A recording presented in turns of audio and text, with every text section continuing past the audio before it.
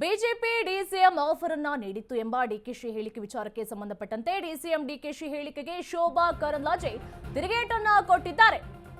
ತಮ್ಮ ಮೇಲಿನ ಆರೋಪ ತಳ್ಳಿ ಹಾಕಲು ಬಿಜೆಪಿ ಕಡೆ ಬೊಟ್ಟು ಮಾಡಿ ತೋರಿಸಲಾಗ್ತಾ ಇದೆ. ಡಿಸಿಎಂ ಡಿಕೆಶಿ ಹೇಳಿಕೆಗೆ ಶೋಭಾ ಕರಂದ್ಲಾಜೆ ತಿರುಗೇಟನ್ನ ಕೊಟ್ಟಿದ್ದಾರೆ.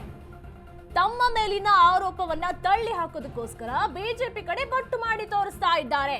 ಡಿಕೆಶಿ ಬಿಜೆಪಿಗೆ ಕರೆದು ಡಿಸಿಎಂ ಮಾಡುವಂತ ದರ್ದು ಬಂದಿಲ್ಲ.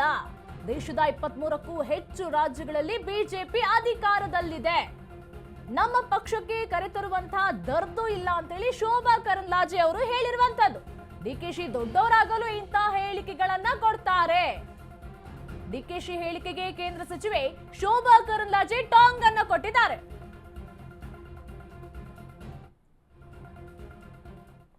ಪಾರ್ಟಿಗೆ ಅವರನ್ನು ಕರ್ಕೊಂಡು ಬಂದು ಡಿಸಿಎಂ ಮಾಡುವಂತ ದರ್ದು ಬಂದಿಲ್ಲ.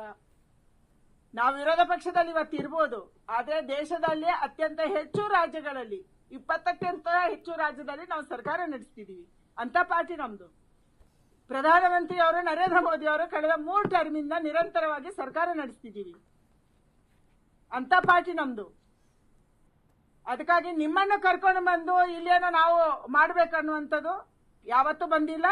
ಅವರು ದೊಡ್ಡವರಾಗಕ್ಕೆ, ಅವರಲ್ಲಿ ಇನ್ನೇನೋ ರಾಜಕಾರಣ ಮಾಡಕ್ಕೆ, ಅವರೇನೋ ಕ್ಲೈಮ್ ಮಾಡಕ್ಕೆ ಇವತ್ತು ಭಾರತೀಯ ಜನತಾ ಪಾರ್ಟಿ ಸಂಘದ ಹೆಸರನ್ನೇ ಯಾರಾದ್ರೂ ದುರುಪಯೋಗ ಮಾಡ್ಕೋಬಹುದು. ನಮ್ಗೇನ್ ದರ್ದು ಬಂದಿದೆಪ್ಪ?